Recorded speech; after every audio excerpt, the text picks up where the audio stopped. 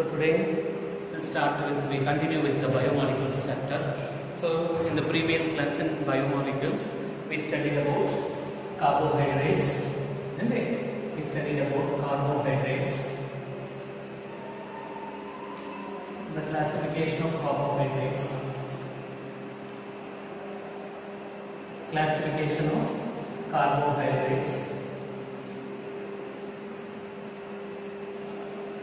then the structural elucidation of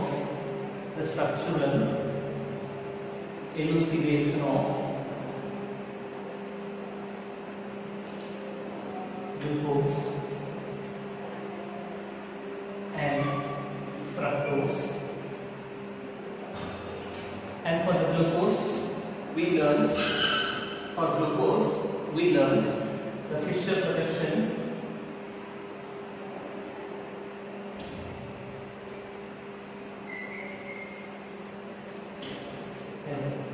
the cyclic structure due to the glycosidic linkage. The cyclic structure which is due to the glycosidic linkage formation.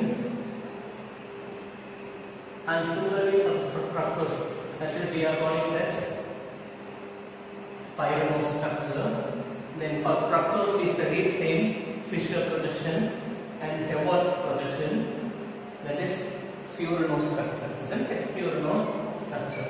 Apart from that, for disaccharides,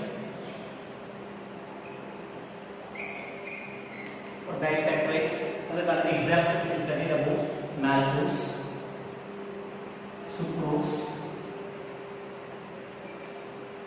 isn't it? We studied.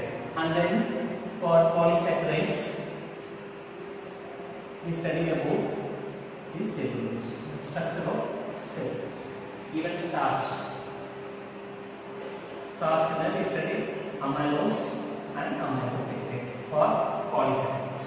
So these are the topics that we have covered, isn't it? That we have covered so far in biomolecules. And apart from that, we have to study about proteins, amino acids, proteins. Then we have to study about enzymes, vitamins, minerals, nucleic acids, and finally lipids. With that, the lesson will be getting over.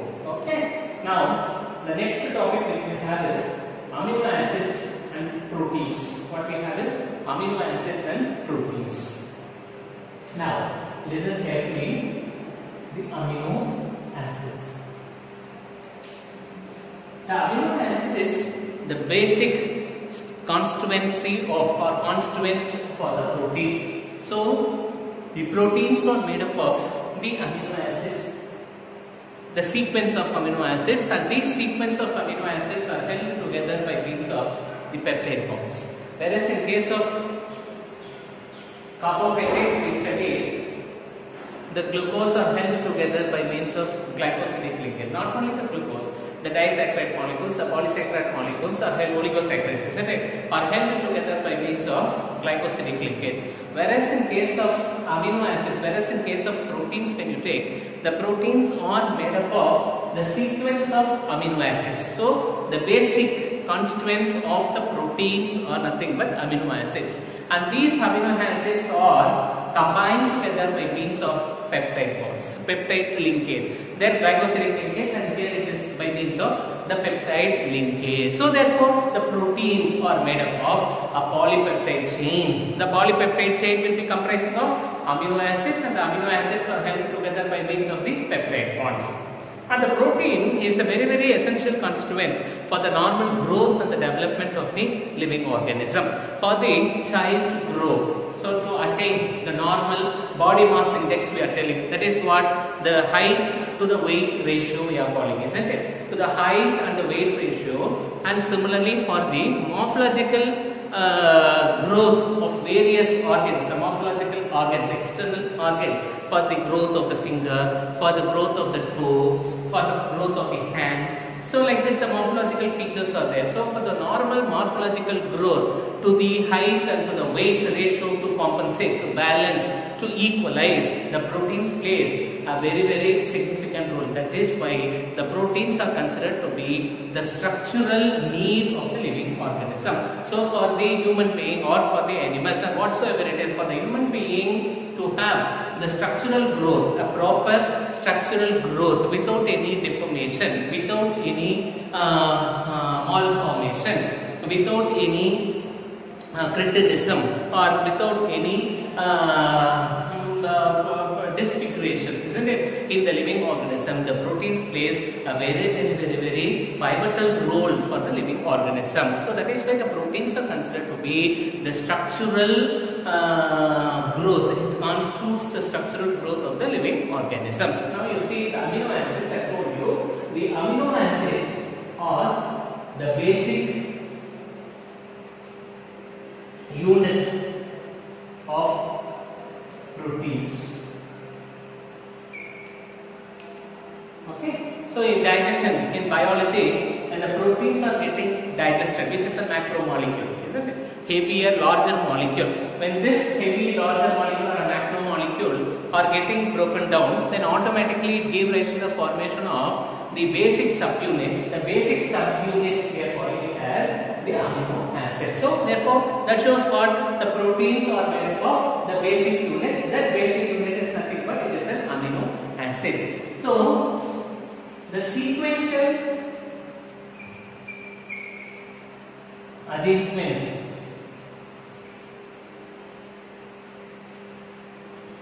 of amino acids, the sequential arrangement of amino acids are held together by means of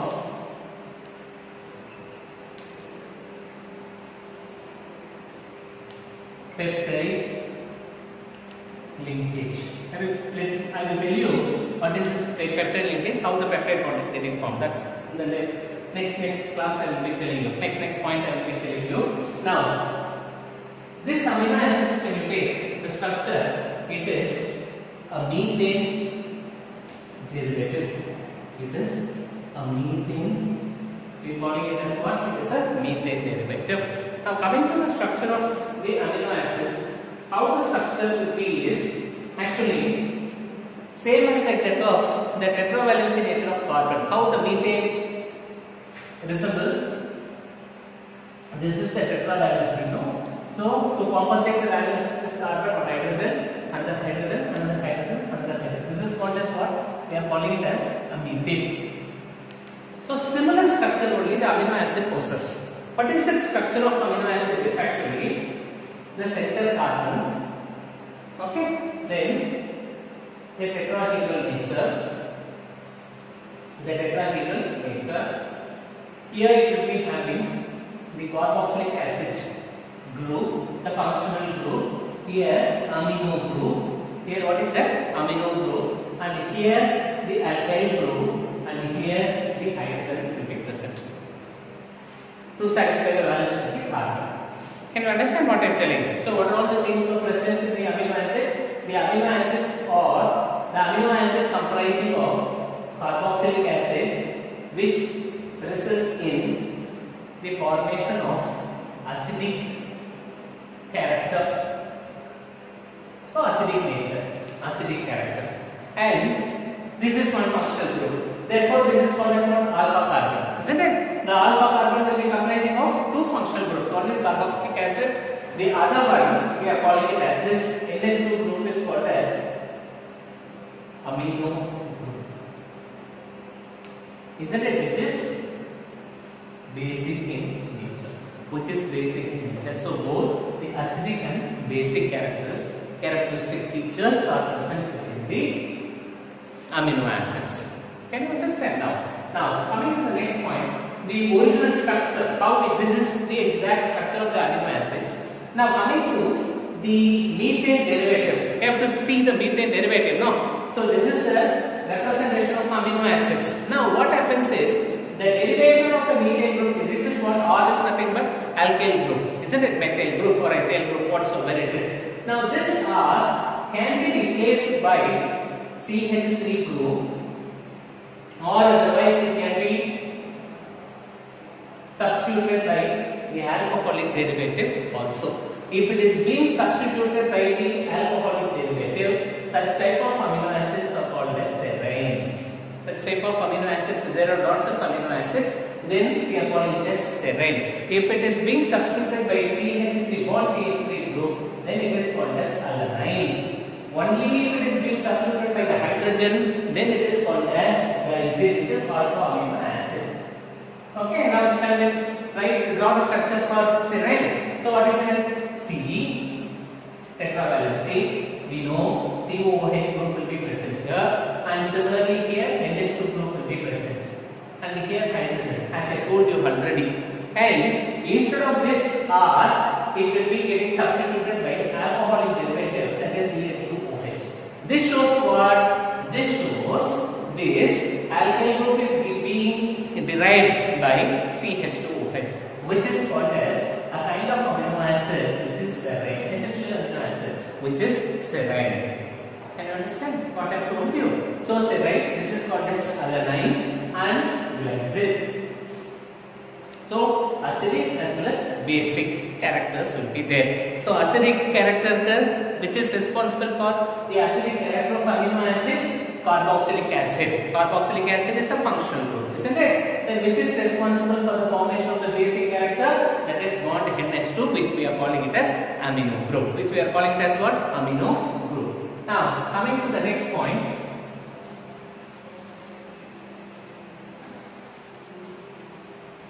This amino acids are classified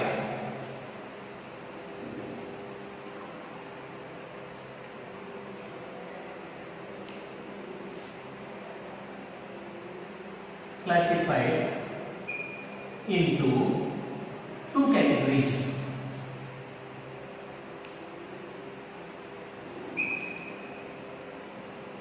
The first category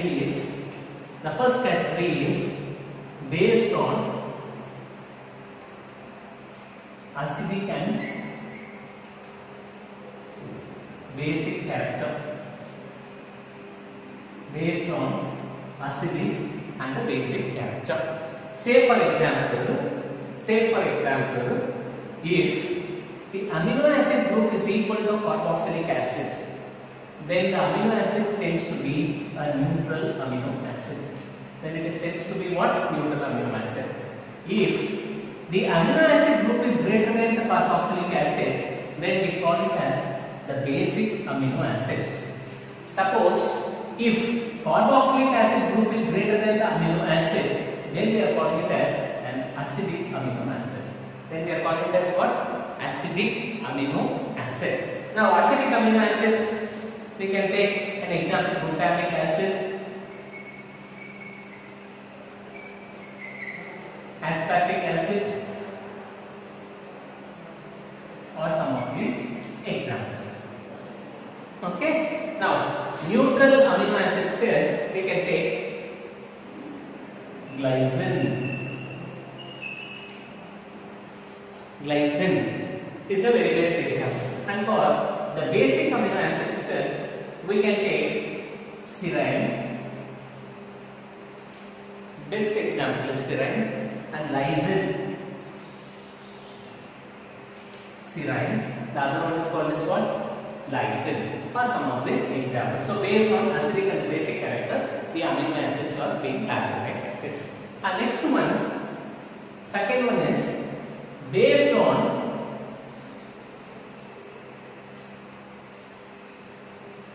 the source. Based on this is based on the acidic and basic character. The other one is based on the source. Based on the source, the amino acids are classified into essential amino acid, non-essential amino acid. The other one is semi-essential amino acid. When you take this semi-essential amino acid, this semi-essential amino acid plays a significant role. The semi-essential amino acid plays a significant role in the normal growth time and during the the lactation period.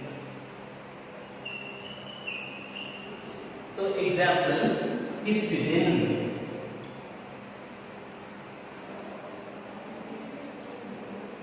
Histidine, aspergine, or some of the examples.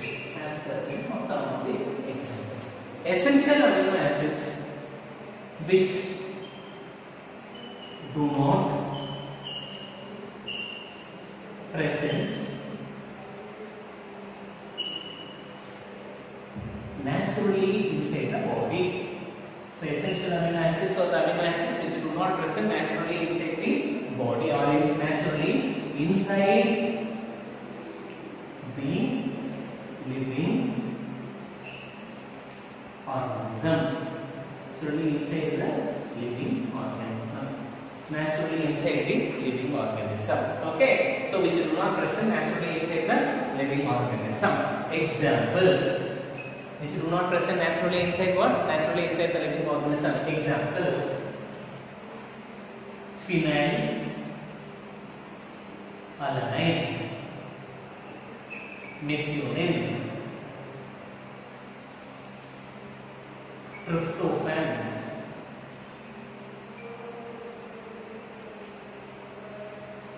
are some of the examples of essential amino acids. These essential amino acids which do not present naturally inside the living organism, since it do not present naturally inside the living organism, automatically it has to be supplemented through the food, isn't it? It has to be taken inside, supplemented through the food. Now coming to the essential amino acids, non-essential amino acids. The essential, non-essential amino acids are the amino acids which are present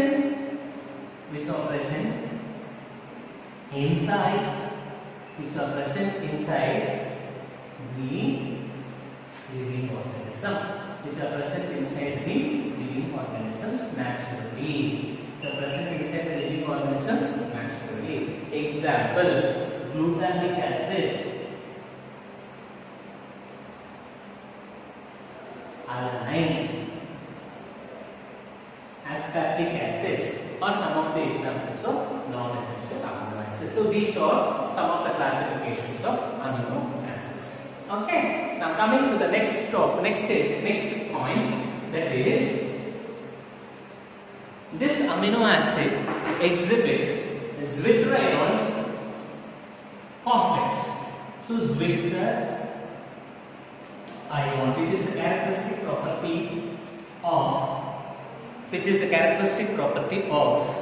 the amino acids. So now you take the amino acids, that is the amino acid which has C bond, COOH, and here NH2, and here H, and here R will be present. Isn't it? Now this amino acid, when it is being soluble, when it is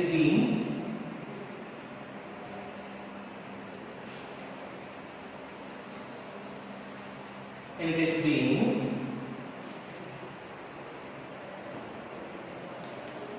dissolved, solubilized in the water, aqueous state, solubilized in the water, then what happens is actually the shifting of proton from carboxylic acid to amino group states. The shifting of, so when it is being solubilized in the water or when it is being converted into an aqueous state, the shifting or transfer, the shifting of proton takes place. From where? From the carboxylic acid group to NH2 group. So what is the product then we will be getting? The product form will be COO minus NH3 plus here R and here H. See here CH3CO minus, here NH3 plus will be present. This is called as the zwitter ion. This is called as what? Zwitter. This is called as zwitter ion. Or otherwise, you can call it as zwitter ion, or otherwise you can call it as dipolar ion. Or otherwise it is called as what? Dipolar switcher ion, or otherwise we can call it as the dipolar ion. Okay, we are giving a separate term. Switcher ion, or otherwise we can call it as dipolar ion, which possess both cationic as well as the anionic property. Which possess what? Both the cationic as well as anionic property. Okay, now when you take this switcher ion, now when you take this switcher ion, that is, say for example, I shall write. When you take this switcher ion, that is what? C bond COO minus. Here we have NH3 plus, and here H, and here R group will be present. Here R group will be present. Isn't it?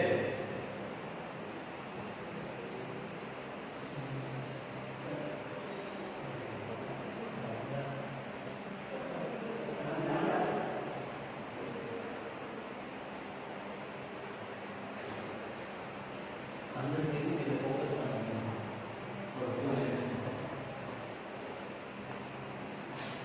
so NH3 plus CO minus H, and here the R group is present. This is what we are calling as Switzer ion. Now I am taking this Switzer ion. This is a continuation of this one, isn't it? Now when this Switzer ion, is being treated with an acidic medium. The other one is a basic medium. Acidic medium and basic medium. Now see, I am taking this Switzer ion and I am treating it with acidic medium. So it gives rise to the formation of a product. The product will be C bond COO. This H will be getting added here. So that H, and here NH3 plus, and here it will be having H, and here it will be having R. And this is called as what? Basic amino acid. Because it possesses only NH3 plus, so therefore we can call it as what? We can call it as cationic species. Cation. This is the basic amino acid. When it is being treated with OH minus, what will happen now? When it is being treated with OH minus, the product will be C bond NH3, and this from the NH3 one hydrogen, and from here OH minus combines and it eliminates the water molecule. So as a result, what we will be having? Only this NH2, and whereas here we will be having same COO minus, isn't it? And here we will be having R group, and here we will be having H. This I am calling it as an anionic amino acid, or otherwise we can call it as acidic amino acid. Acidic amino acid. So from the Switzer ion we can derive basic amino acid, cationic amino acid, and similarly anionic amino acids. The last point, peptide formation. Peptide bond formation. How we will be getting? I told you amino acids are arranged by means of, held together by means of peptide linkage, peptide bond. How peptide bond is getting formed? You see, now carbon, here COOH, isn't it, carboxylic group, and here we will be having amino group, and here we will be having R group, alkyl derivative, and here we will be having X. This combines with one more amino acid, isn't it? And the amino acids, how I am writing? You see, H bond, N bond, H. Isn't it? This I have written here. The remaining things we can write as it. That is bond C. That bond C is getting attached with H, and here with R, and COOH will be there. That COOH I am writing here. Now what happens? Condensation takes place. Condensation means what? The elimination of the water molecule. When the water molecule eliminates, then what will happen? This OH and this H will be getting filled, and therefore the bond will be getting formed between bond CO, bond NH.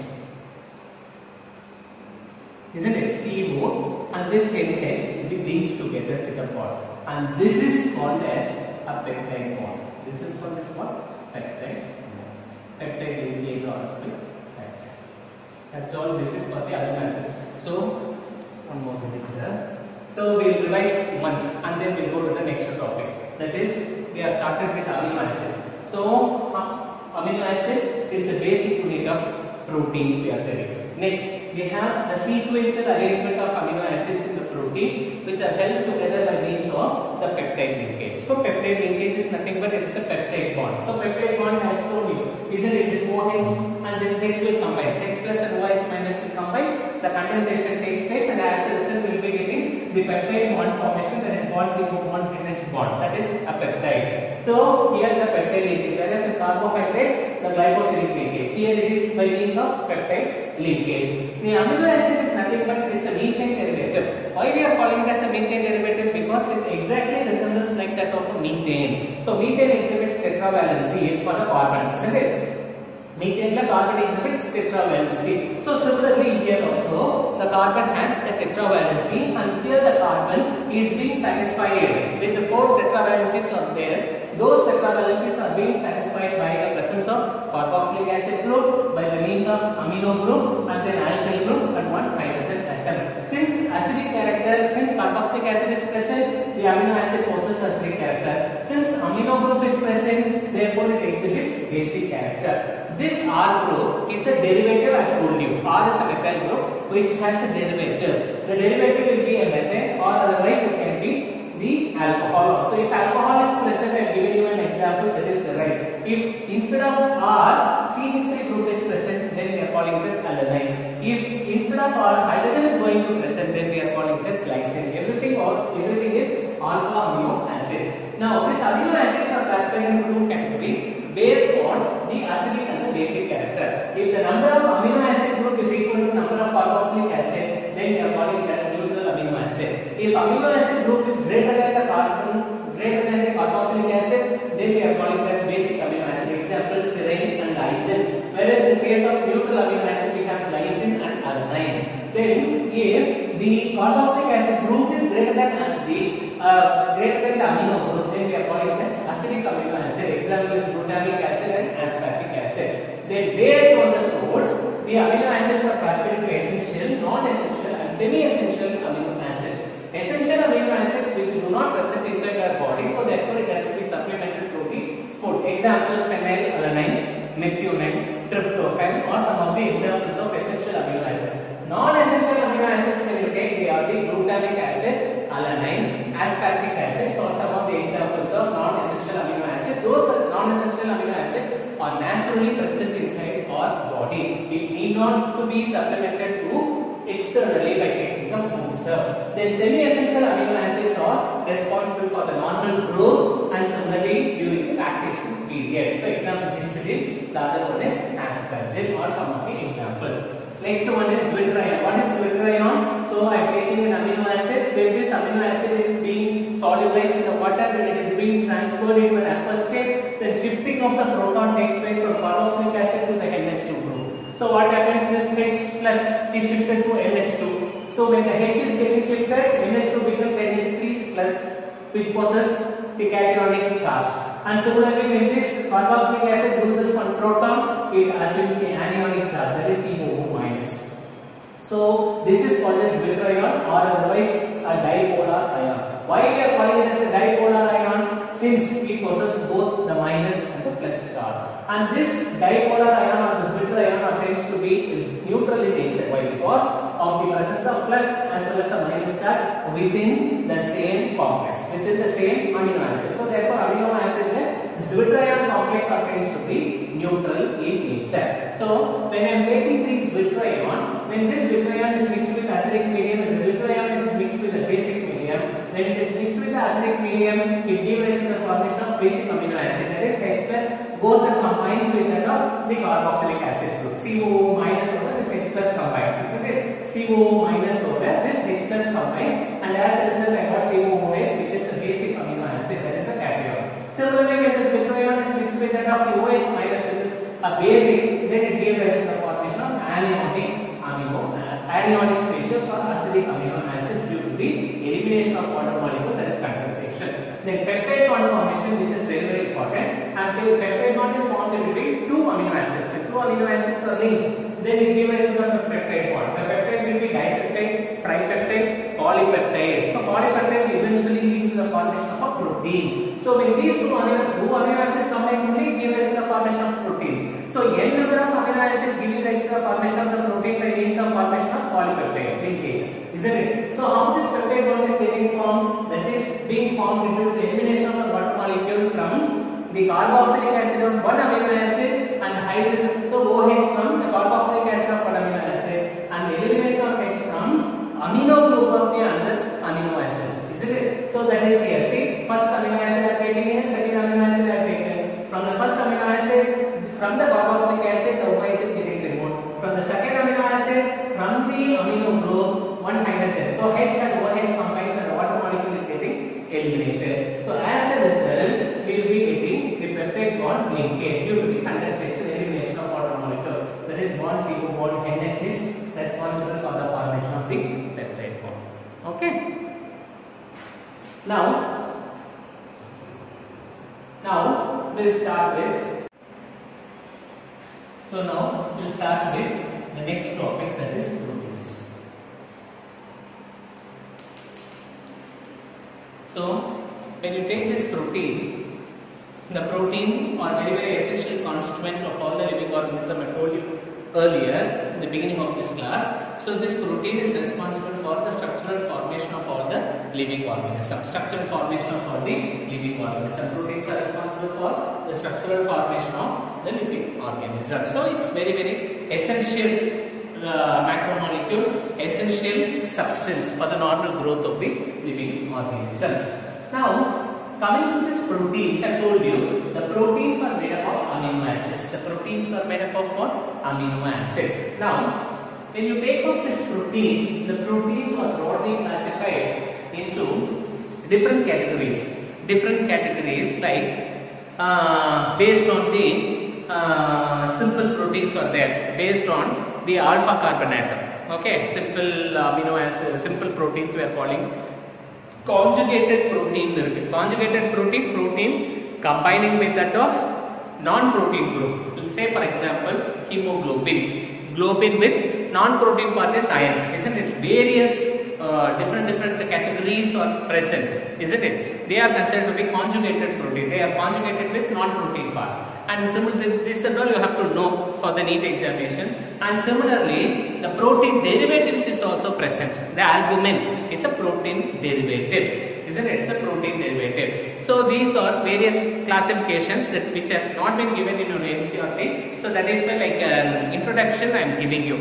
And a very, very important topic is the classification of protein. For sure you can expect it in your examination. When you take up this protein, the proteins are broadly classified into the five based on the molecular structure. Fibrous protein, the other one is called as the globular protein. Fibrous protein, the other one is called as what? Globular protein. Fibrous protein and globular protein. So based on the molecular structure, when you take out this fibrous protein, so just a classification, proteins are broadly classified into fibrous protein and globular protein. When you take out this fibrous protein tends to be insoluble in water, acid and even the basic medium. Whereas when you take this globular protein tends to be soluble in water, acids and similarly in the base. And this fibrous protein are held together by strong intermolecular force.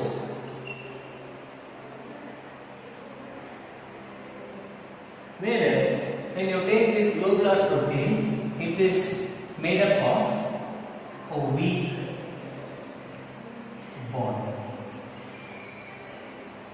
It is made up of what? Fibrous protein held together by a strong intermolecular force. Okay.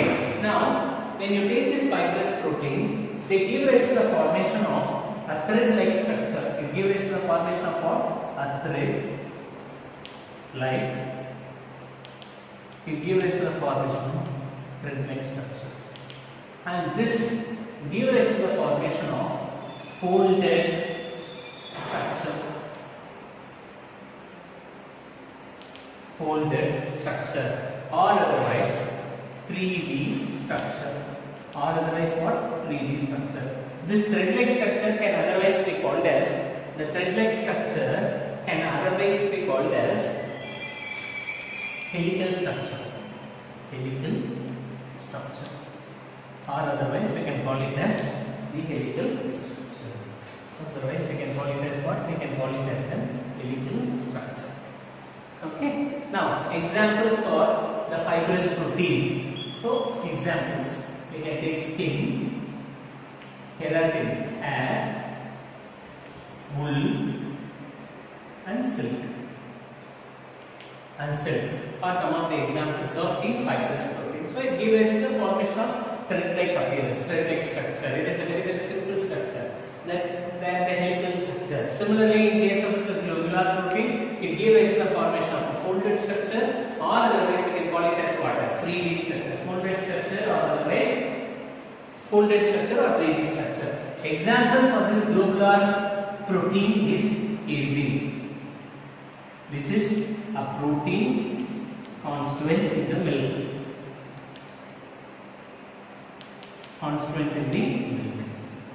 And similarly, we can take egg, albumin, which is present in the egg albumin. Okay, so this is the first based on the molecular structure. Now coming to this globular protein, this globular protein further classified into various categories like primary structure, globular protein primary structure, secondary, tertiary, and quaternary. Quaternary structure. When you take out this primary structure, this primary structure of amino acids, the primary structure, the secondary structure. When you take out the secondary structure, it has alpha helix structure. The other one is beta pleated structure. Beta pleated structure that we will see.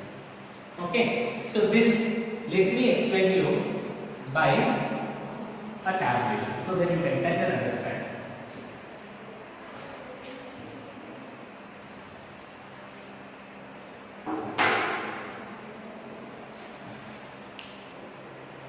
So that is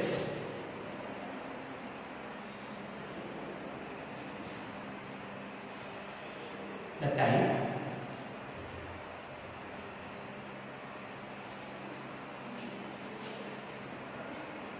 arrangement of amino acids,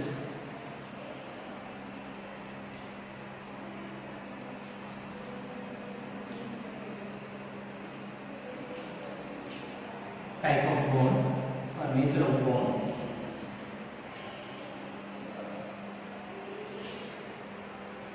then the amino acid residue,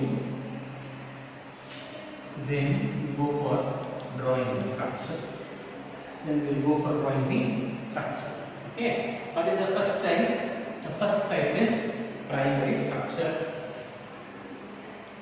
Primary structure. What is this primary structure? The primary structure of amino acids. The primary structure of amino acids or held will be having the sequential arrangement. The sequential arrangement of the amino acid. How the amino acids are present? Sequentially, giving rise to the formation of a linear structure. Giving rise to the formation of a linear structure. Giving rise to the formation of linear structure. So, what is the type of bond that is present is the peptide. The bond nature is the peptide bond. Now, coming to the amino acid residue. When you take this amino acid residue will be comprising of 30 amino acids,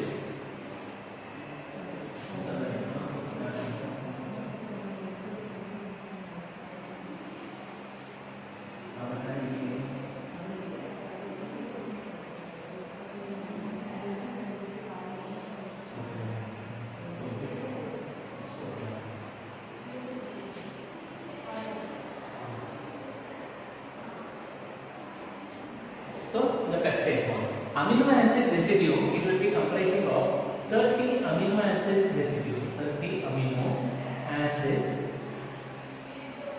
residues. Comprising of what? 30 amino acid residues. Now, recently it has been reported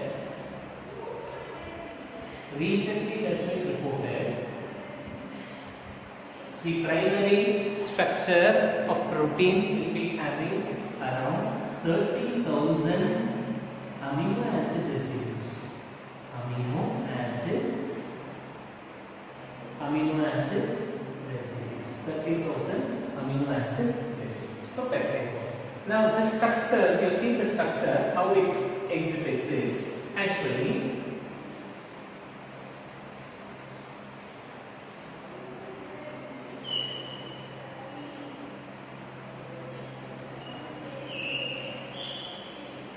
so now this region is N terminal and this is the C terminal, amino group and carboxylic acid. And here, say for example, I am writing tryptophan, alanine, phenylalanine. So these are the various amino acids. So I can write it as E amino acids.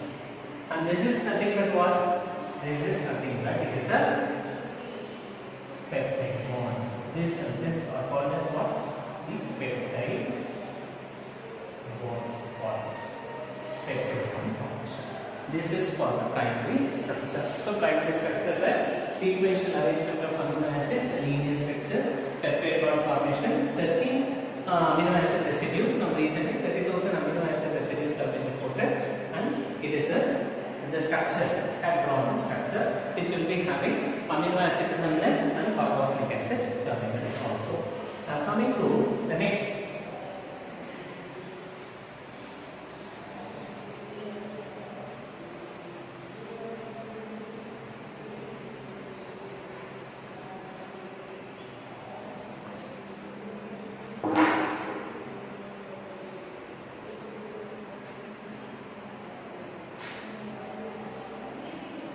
Next, so you draw the tabulation again.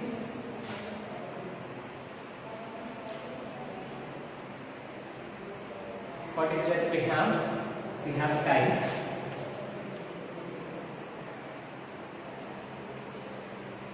Isn't it? Then we have the arrangement of amino acids.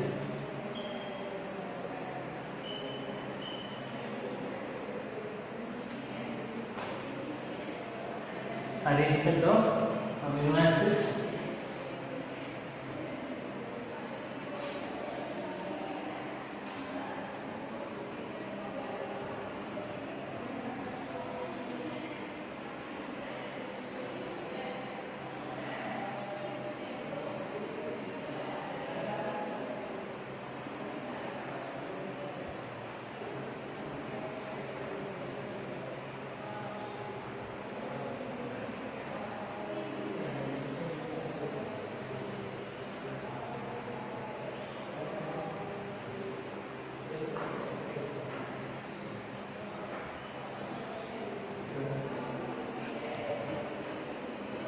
Right?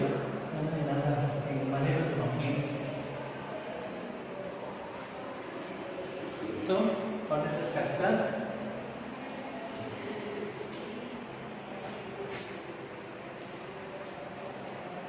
Coming to the structure, we have the type, then the arrangement of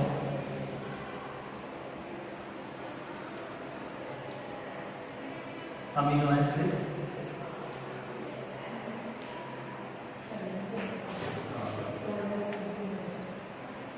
arrangement of amino acid, type of bond,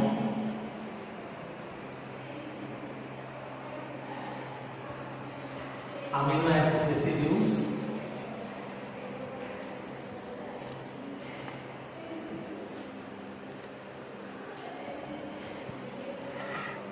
then amino acid residues, and the last one is for the structure. Go for the so I have completed the primary structure, isn't it? The primary structure.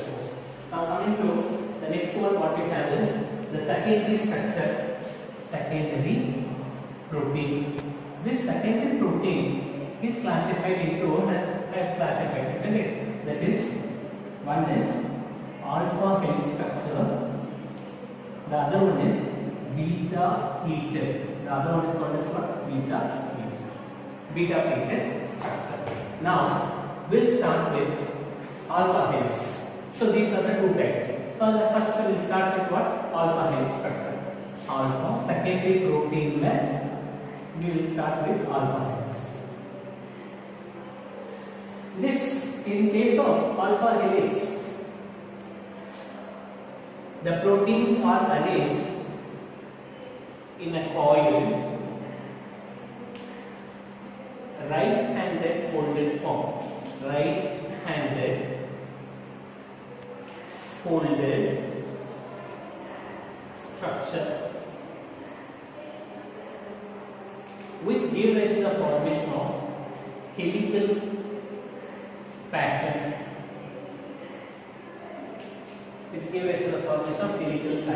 Now coming to the type of bond, see, now coming to the structure, how it will be now? The helical pattern will be like this.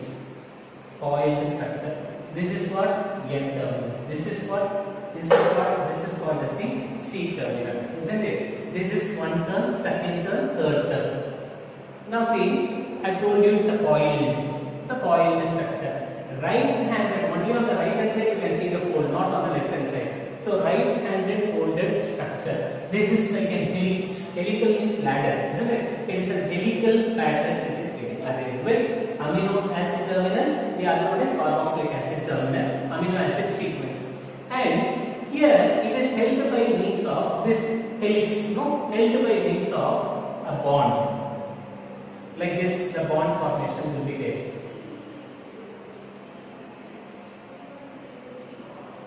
That bond formation is due to the carbon double bond O bond H bond M. This is nothing but we are calling it as hydrogen bonding. This is called as what? Hydrogen bonding. So in between the coiled structure or helical structure, you can see the formation of hydrogen bonding. Now, the same bonding. How this bonding will be there? It is bond C. The C will be bonded to the double bond O, and double bond O is linked to the hydrogen, and the hydrogen in turn is bonded to the N. This is how the bonding pattern. What is the type of bond? The type of bond, already the peptide bond is present. Already the peptide linkage so the peptide bond will be present, isn't it? So peptide bond is present. Apart from the peptide bond, it will be having hydrogen bonding also. And a primary protein there, I told you only peptide bond. Whereas in case of secondary protein, alpha helix, hydrogen bond and similarly hydrogen bonding. Since hydrogen bonding is present, it gives rise to the stability and the strength. Stability and the strength. The bond will be very strong. So when the hydrogen is present, hydrogen bonding is present, it gives rise to the formation of the coiled structure. So hydrogen in the way, it gives rise to the formation of the coiled structure. So structure also have done. Then amino acid residues. So this alpha helix will be comprising of 3 to 6 amino acid residues. 3 to 6 amino acid residues per turn. Amino acid residues per turn. This is one turn. This is one turn. Isn't it? Nearly on the turn. Second turn, third turn, fourth turn. So one turn 3 to 6 amino acid residues, and the amino acid residues are held together by means of a peptide bond. Hydrogen bond is one helix towards another helix. One coil linked to the other coil by means of hydrogen bonding. This is for alpha helix structure. Now next one is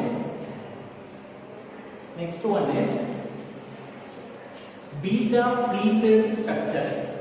So secondary protein next same secondary protein we have beta pleated structure. We have what? Beta pleated. What is that beta pleated structure? Here the amino acids are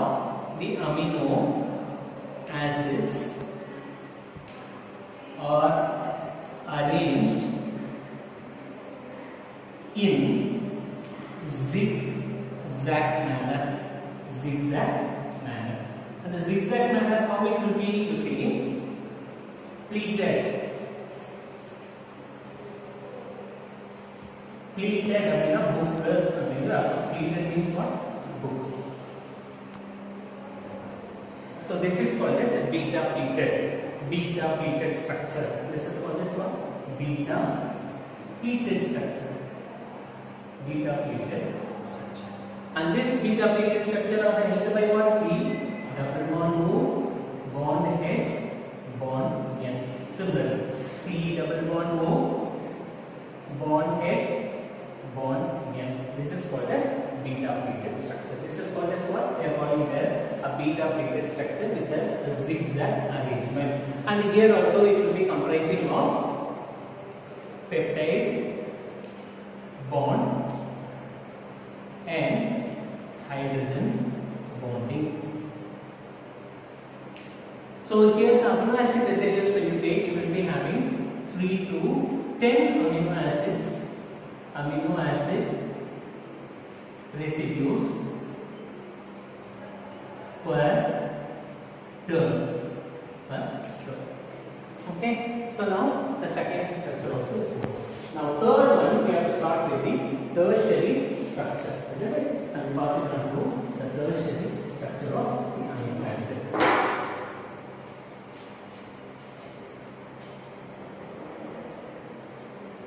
Now coming to the tertiary structure of amino acid. Tertiary structure of protein. Tertiary structure of the protein. When you take the tertiary structure of protein, here the further coiling of secondary structure occurs. Secondary structure. How this coiling will be? Further coiling will be like this. So this is called as what?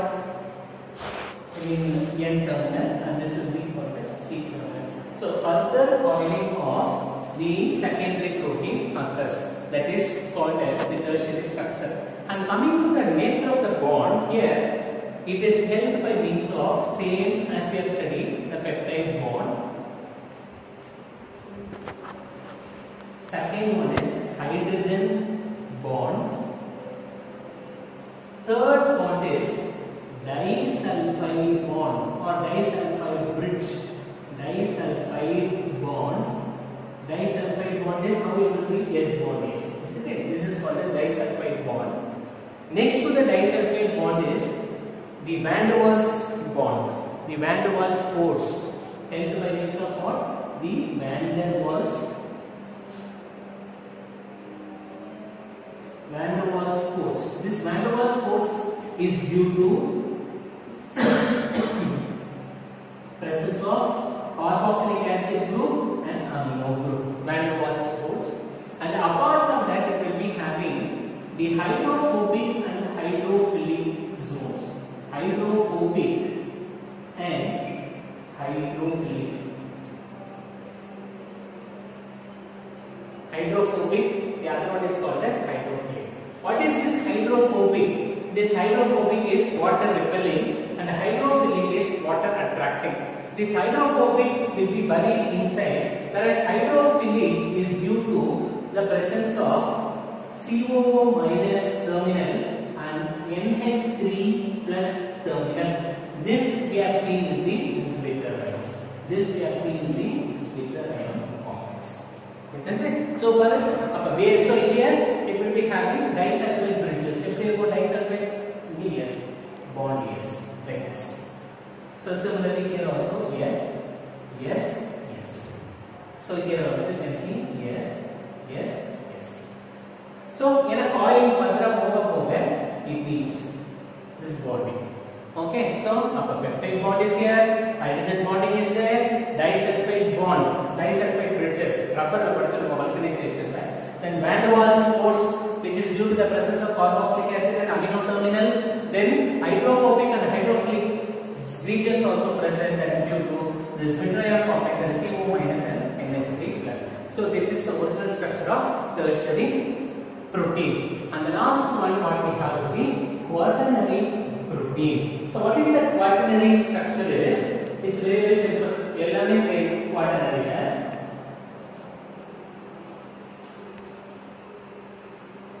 Quaternary protein, further and further coiling of the tertiary structure occurs. So let me further and further coiling. Ida mari anna. This is the coiling structure. This is the quaternary structure. Further coiling of tertiary structure. And here also same peptide bond, hydrogen bond, disulfide bond, van der Waals force, hydrophobic and hydrophilic rings are also present. So this is called as what? Quaternary structure of protein. Amino acid residues we cannot go ahead with tertiary structure, and for the quaternary structure very difficult due to the lots of coil and helical structure, very difficult to identify the amino acid residues for the tertiary and the quaternary proteins. So this is the classification. Again we will revise.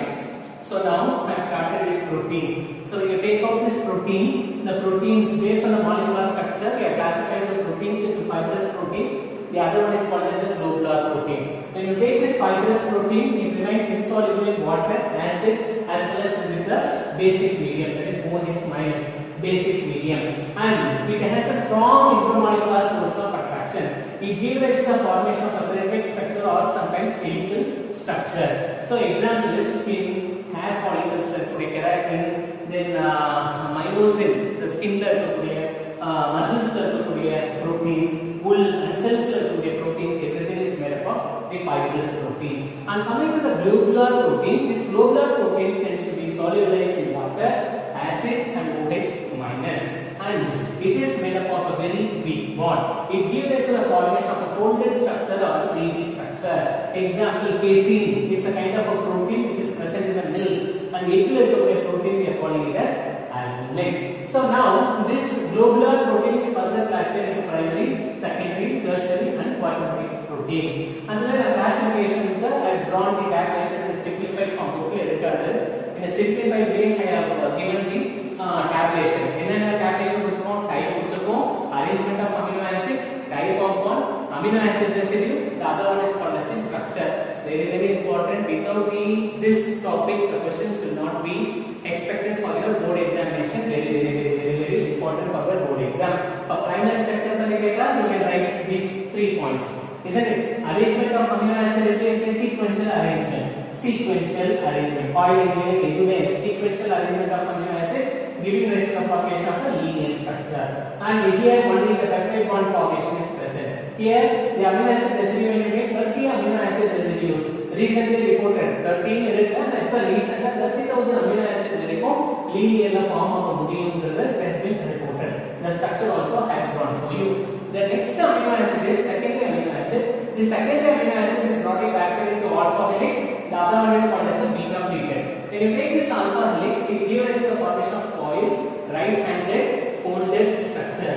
Coil, right-handed folded. On right hand side only you can see the folded structure. On a helical pattern it has been arranged. And what is the type of bond? Peptide bond and hydrogen bonding. The hydrogen bond is formed because to enhance the stability for the protein and to give the strength due to the formation of a coiled structure. Amino acid residues, when you take 3 to 6 amino acid residues will be present per turn. Then secondary protein is beta pleated. The beta pleated, the amino acids are arranged in the zigzag manner and pleated hook form.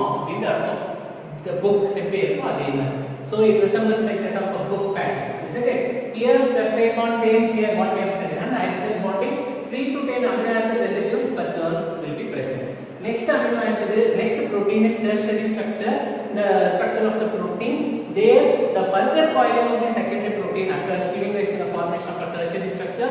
Here, different types of bonds are present: peptide bond, hydrogen bond, disulfide bond, van der Waals force. Then hydrophobic and hydrophilic chains are also present. So this is the structure. Then what is this quaternary structure of protein? Quaternary is further coiling of the tertiary structure, giving rise to the formation of a quaternary protein. So quaternary protein will be having completely continuous zigzag ceaseless structure, giving rise to the formation of a coiling structure of the protein. In case of quaternary protein also will be having peptide bond formation, hydrogen bonding, disulfide bond, van der Waals force that exists between COOH, carboxylic acid terminal, and amino group terminal. Then hydrophobic and hydrophilic chains will also be present. This is the structure of protein. And the last topic for today's is denaturation of proteins.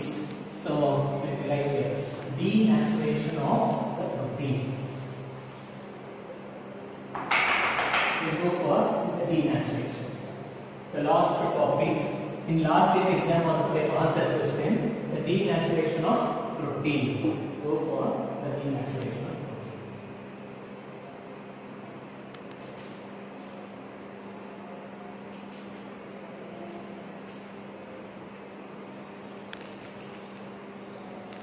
What is this denaturation of protein is?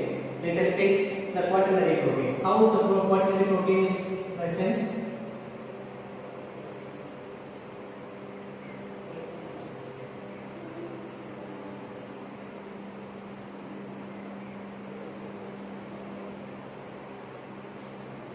So this is nothing but it is a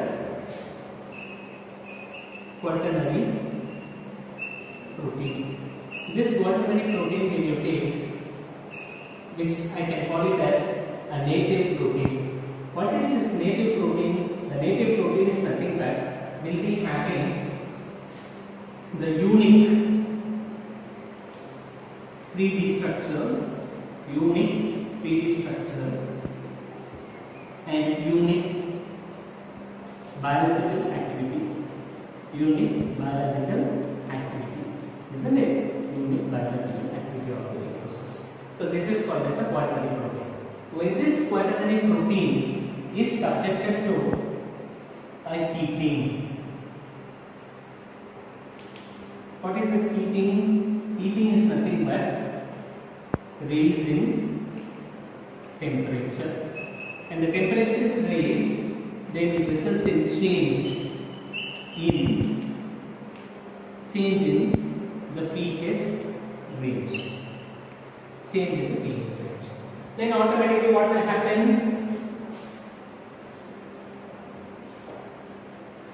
This is called as the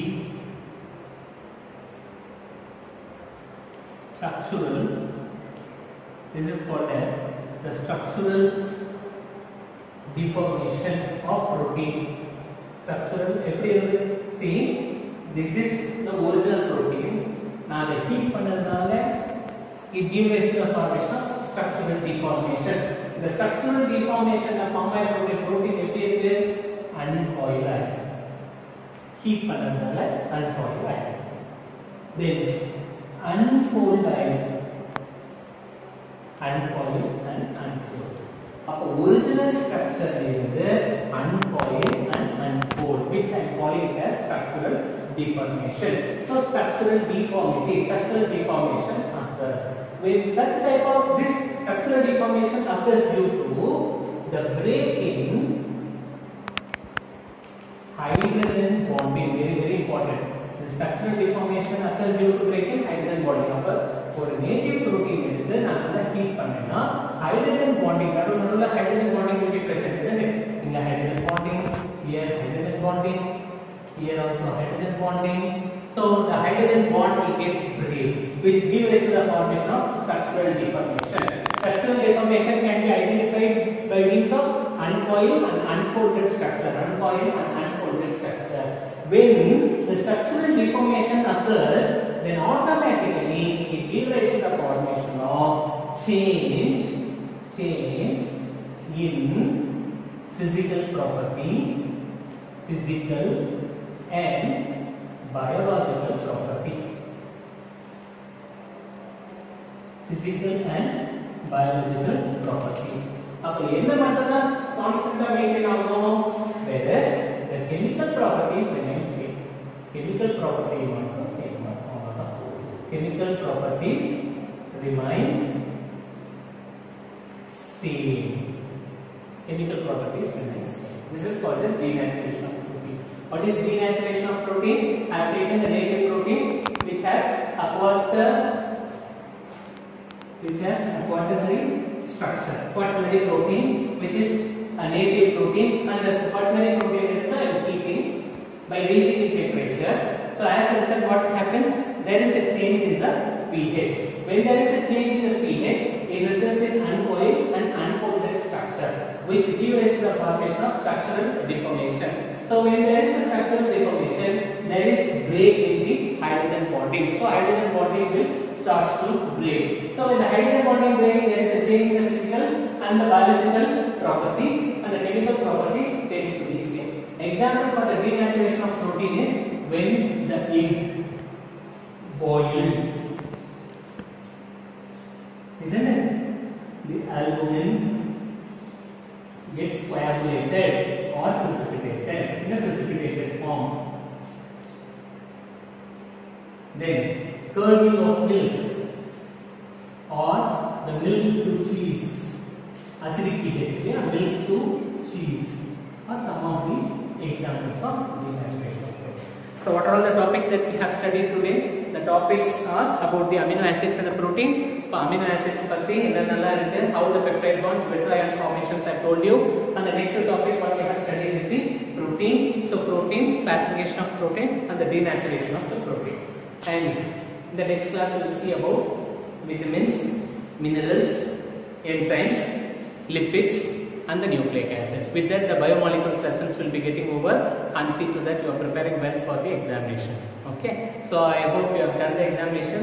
So however is possible, ask your parents and see to that you are submitting the notebooks. Then only it will be possible for us also to evaluate what you have done during this course of lockdown or the holidays. Okay, so utilize the days productively for your studies. Thank you very much.